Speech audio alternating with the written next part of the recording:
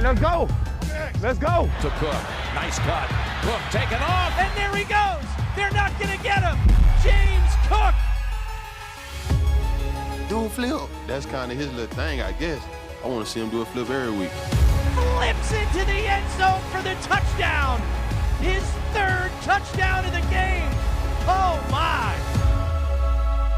We're excited with where he's at, and he's still a young talent. Oh, he reaches across. Touchdown, Buffalo. What an amazing effort by Cook. Unbelievable. Cook down the sideline at the 20 and the 10 and all the way. The Cook is in the kitchen. Go Bills. Go Bills indeed. Let's freaking go. Let's go.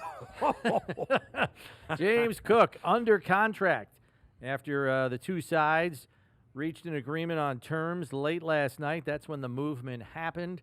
And we woke up this morning to learn that James Cook will be in the kitchen through the 2029 season with the Buffalo Bills. So essentially, it's the last year of his rookie deal with 4 years tacked on top of that. So he will play out this year, and I'm sure the contract numbers have all been adjusted, but he still will play on the last year of his rookie deal this year and then 4 years after that in a Bills uniform. Your reaction, Steve?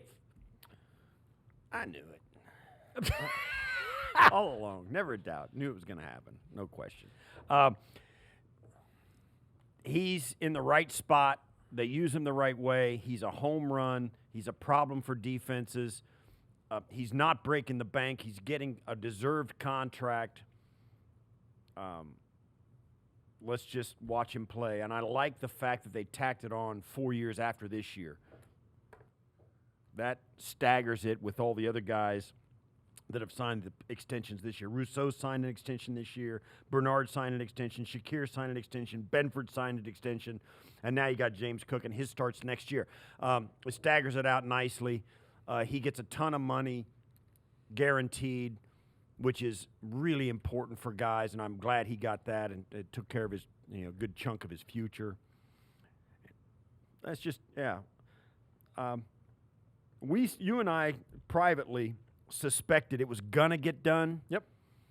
And, but you and I were starting to go like, okay, well, let's go. Once we saw him on the practice field yesterday, to me, you don't skip a week of practice and then suddenly come back and start practicing again against, unless something had changed. And clearly, they had made enough progress in contract negotiations where Cook's camp said, just get back on the practice field, get ready for this week, because this is presumably going to be the last big dress rehearsal before the regular season for the starters. He's obviously one of them.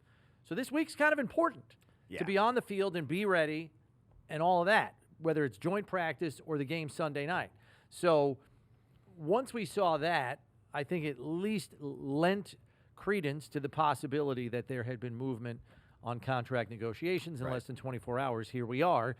GM Brandon Beane, as we mentioned, said the deal came together last night, and so the Bills have one of the most dynamic pieces of their offense in place for the foreseeable future. Cook had 4 touchdown runs of 40 yards or more, the only players with more 40-plus yard runs in the league last season.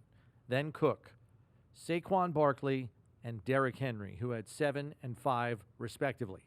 That's the list. So the Bills had 4 40-plus yard runs last season, all by James Cook, and all went for touchdowns. 49 yards against the Dolphins, 65 yards against the 49ers, 41 yards against the Lions, and 46 yards in the first game against the Patriots. The most 40-yard runs the Bills have had in any one season prior to that in the McDermott era, 2. Yeah. They had 2 in 2022, which was Cook's rookie season, 2 in 2021. Every other season, there was just 1 run of 40 yards or more in the McDermott era. I'm just going to say it. Home run ability has value.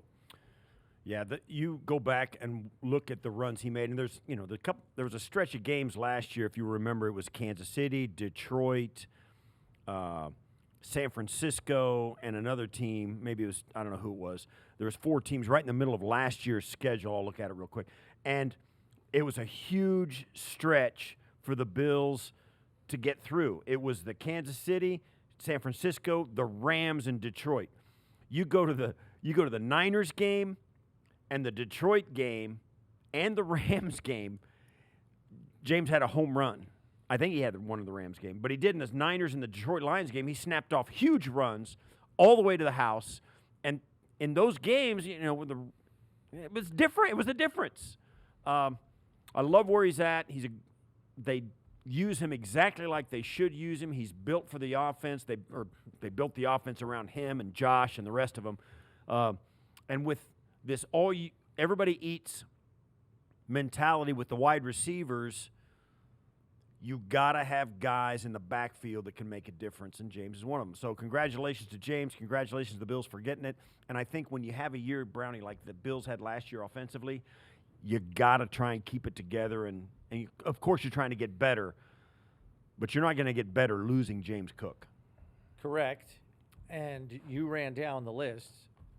How about a nice golf clap for Brandon Bean in the front office with Jim Overdorf and Kevin Meegank for the work that they have done to keep the young core of this roster together for the next handful of years. Benford, Bernard, Rousseau, Cook, Shakir, and Allen, all signing multi-year extensions this offseason. Fantastic work by the Bills front office to lock key players at key positions up for the foreseeable future. And look, you're paying – I'm not going to – well, what the hell. We'll toot our own horn here. When we talked about this back in the spring and the proper value for James Cook, we said between 10 and 12 million a year. And that's where we come down. $48 million over 4 years, $30 million of which is guaranteed, according to reports, which is the third most guaranteed money ever in a contract for a running back. So that's where I think the deal got consummated. I think they were pretty close on average annual value in the past week or so. I think it's the guaranteed money that got it over the finish line. Yeah. I know we're sitting here now. Deal's been signed. It's all done, and you and I have been blowing these numbers around for 4 months, and it all seems so easy now that it's done, right?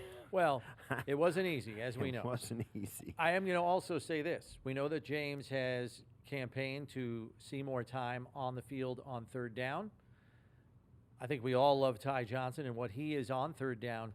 And I'm just going to say this because I said it last year after the loss in the AFC Championship game to the Chiefs, where it's 2 minutes left in the game and James Cook is not on the field because he's not the third down back. Mm-hmm. Put James Cook on the field on third downs, just split him out as a wideout. He is a mismatch in the passing game. You want to put Ty Johnson in the backfield? Do it. But put James Cook on the field as well. Whether you split back him, whether you split him out wide, whatever it is, James Cook absolutely, positively has to be on the field on third downs this year. Line him up as a receiver if you have to. I don't care. But you're paying him $12 million. Get your full value. Okay. I'm not that far down that road yet. I am. Let's do it. They scored 30 points a year last year. I know. Exactly the way they were. I know. And I know too, everybody's up, rolling their eyes or throwing up in arms over the fact they got put off the field in Kansas City by 2 bad consecutive spots. James Cook didn't have anything to do with that. They're fine. No, but he should be on the and field if he at does the end have of the game. Listen, I'm okay. Let him have the role he earns, just like they always have.